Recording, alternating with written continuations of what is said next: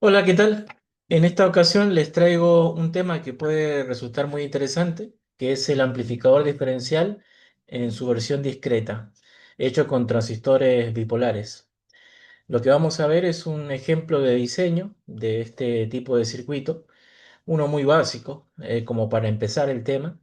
Así que bueno, vamos a ello. Tenemos nuestra consigna que nos pide proyectar el amplificador del circuito de la figura, este que se ve ahí, ese, para una ganancia diferencial de salida simétrica y entrada simétrica de 10 veces más menos 10%. Y tiene que ser inversor, es decir, que la salida tiene que estar en contrafase respecto de la entrada. La alimentación va a ser de más o menos 12 volts y los transistores del par diferencial deben ser polarizados con no más de 200 microamperes. Es decir, que tenemos un límite para la corriente de polarización de cada transistor. Bueno, como tenemos que hacer que esto invierta la señal, tenemos que, para empezar, elegir por dónde vamos a tomar la señal. Una vez que elijamos eso, van a quedar establecidas cuáles son las entradas inversoras y no inversoras. Supongamos que tomamos como salida el colector de Q1. En ese caso, la entrada inversora va a ser la base de Q1 y la entrada no inversora va a ser la base de Q2.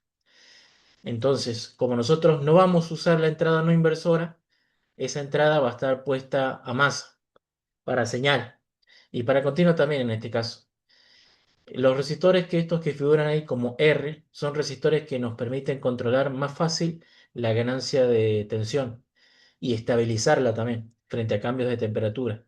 Ahora, si quisiéramos, pero eso trae como problema que la ganancia no puede ser muy alta. Esto por ahí funciona hasta con ganancias de no más de 10, 15 veces. Si queremos un poco más de ganancia que eso, estos resistores ya no tienen que ir. Tiene que ir directamente a un cortocircuito ahí, donde van estos resistores R.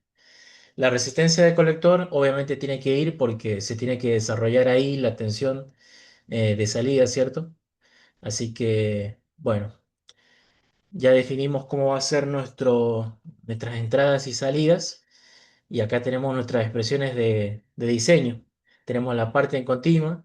Fíjense que esta ecuación que estoy marcando ahí es la que controla la corriente de polarización de cada transistor. Y estas ecuaciones que tenemos acá nos dan la ganancia de modo diferencial y la ganancia de modo común. Y también el parámetro RE dinámica, que es propio de cada transistor. Vamos al proceso de diseño directamente. Como precaución, vamos a hacer que la corriente de polarización de cada transistor sea menor al límite estipulado.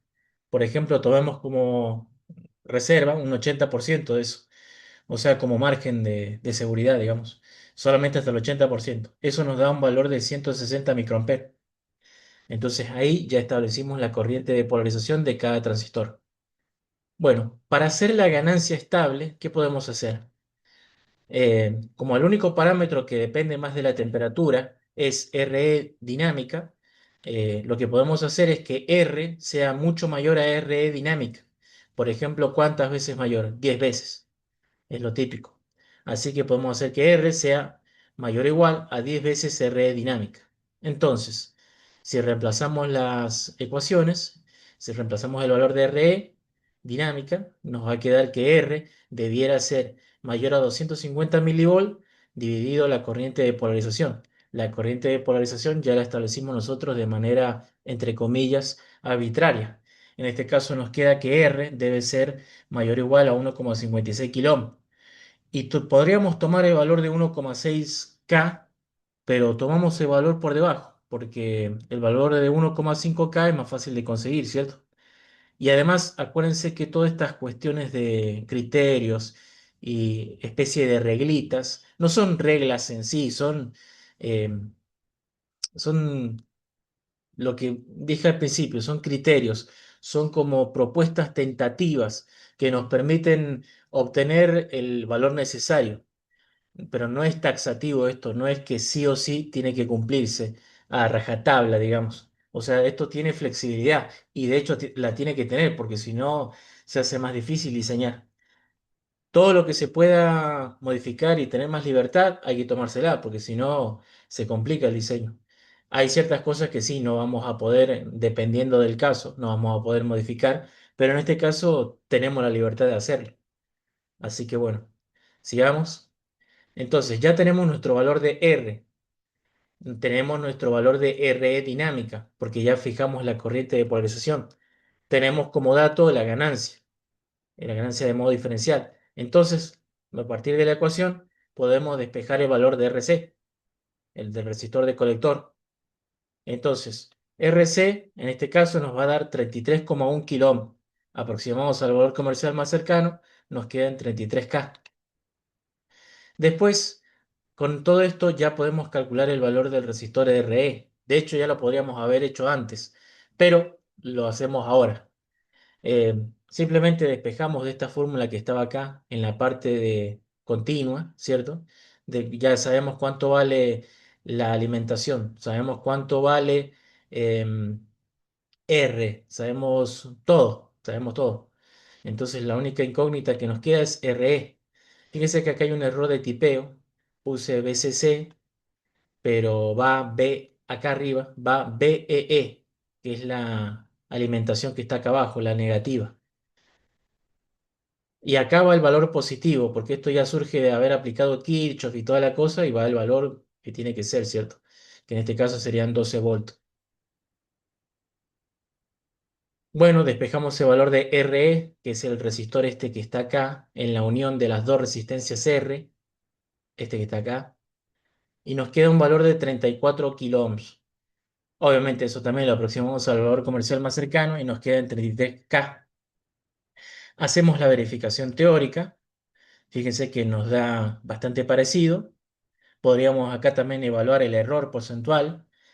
Y fíjense que la ganancia teórica nos da de menos 9,95 veces. Es decir, que está dentro de lo esperado, del margen de tolerancia, digamos. Bueno, acá tenemos nuestro circuito resultante, que he hecho la simulación en QSpice, que es un simulador relativamente nuevo, que es del creador de LTSpice. Así que, y es bastante minimalista. De hecho, acá, una vez que termine de explicar este documento, voy a correr la simulación en esta ocasión para que veamos un poco de cómo es este simulador. Y así que bueno, acá tengo un par de explicaciones. Fíjese que no elegí el transistor todavía, pero es sencillo esto. Como esto es de pequeña señal, se presume por los niveles que tenemos. em,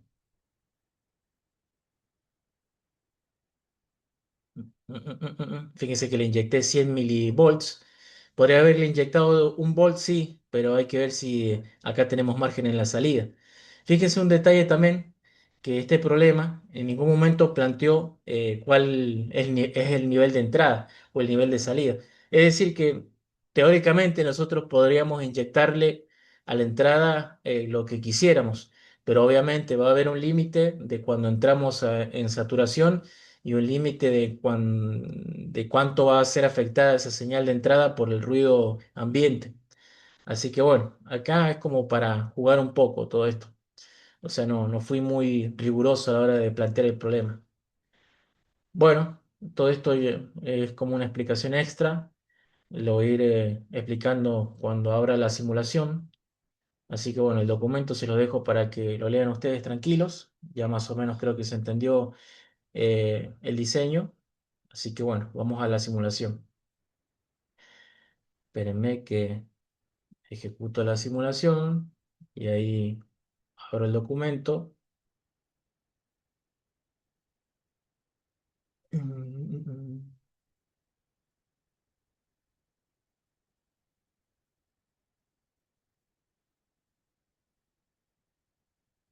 Espérenme un poquito, que perdí rastro del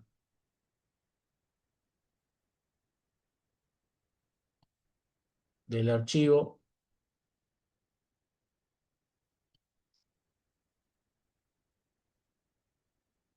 Ahí lo encontré. Bien, ahora vamos a compartir la simulación en QSpice. Bien, supongo que ahora se está viendo eso. Se ve el circuito, se ve el programa.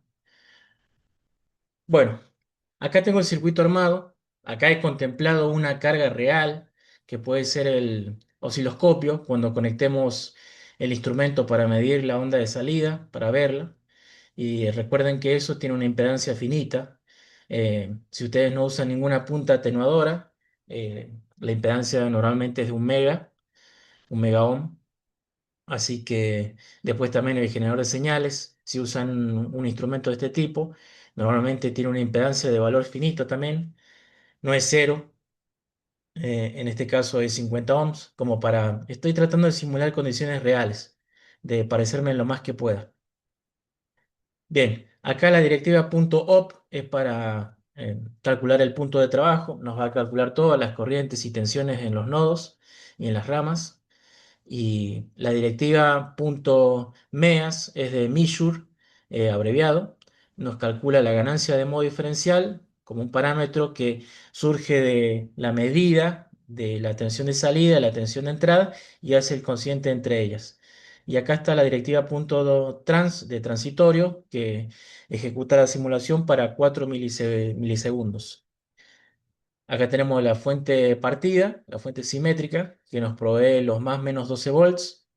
Los transistores son el 2N2222, cuyo modelo no está contemplado en este simulador, así que hay que incluirlo con la directiva .model, y acá está el modelo del transistor. Bien, le he inyectado una señal de 100 milivolts pico a una frecuencia de 1 kHz. Y bueno, un poco, todo esto se parece bastante al LT Spice en cuanto a los atajos, a los shortcuts, ¿cierto? Por ejemplo, si quieren poner una fuente de voltaje, apretan la tecla B y si la vuelven a apretar, les cambia el tipo de fuente de señal. Fíjense, me pone pulso, me pone senoidal, me pone PWL, exponencial, etcétera. Por ejemplo, la masa me pone el típico ground, me pone el que se ve en los libros, me pone el símbolo de tierra, etcétera. Bueno, todo esto lo pueden ir probando y tienen que leer el manual, le pueden preguntar a la inteligencia artificial también como para guiarse un poco, pero lo más efectivo es leer el manual y el manual de ayuda. ¿Qué más? Es un poco complicado si uno no está acostumbrado a este tipo de programas de usar, en el sentido de que, por ejemplo, no es muy fácil darse cuenta cómo hay que mover, por ejemplo, yo si quisiera mover toda esta parte del circuito, fíjese que yo aprieto el botón secundario y me mueve el área de trabajo. Y yo quisiera seleccionar la fuente de alimentación. Para eso presiono la tecla de mayúscula, que es la que parece una flecha, la que es una flecha, perdón, y bueno, selecciona el área que quiero mover. Y ahí ya la muevo, ¿cierto? Esa es una maña que tiene por ahí distinta. Es un programa más minimalista todavía que el LT Spice. Casi que todo se maneja por teclado y comandos. Así que, pero es bastante potente. Y la verdad es que arroja unos gráficos bastante eh, lindos, digamos. Se ven bastante bien, prolijos, entendibles. Este, bueno, le damos acá a correr simulación, lo podemos hacer corriendo, apretando F5 o dándole acá a correr simulación o acá en el botón que está acá arriba que también dice Run. Y bueno, ahí corrió la simulación.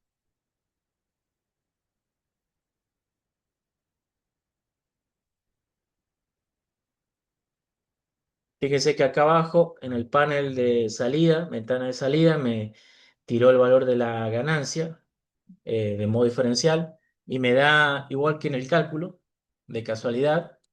O sea que esto está andando bastante bien. Eh, Vamos acá a graficar las ondas de salida. Cliqueamos acá en, en el punto de salida, cliqueamos en el punto de entrada y ahí tenemos las ondas. de tensión. Vamos a poner grilla. Ahí se está viendo. Podemos cambiarle el color, que acá yo lo tengo, el color del trazo uno está en azul. Por ejemplo, lo podemos poner en, qué sé yo, en este color. Ahí está, como para que se diferencie un poco. Está amplificando bastante lineal, se ve muy linda la onda, la forma de onda. Algo interesante que se puede hacer con esto es, por ejemplo, me faltó medir el punto de trabajo. Fíjense que ustedes acercan el cursor y les marca la corriente. Si ahí mismo presionan la tecla control, les marca la potencia disipada en el elemento.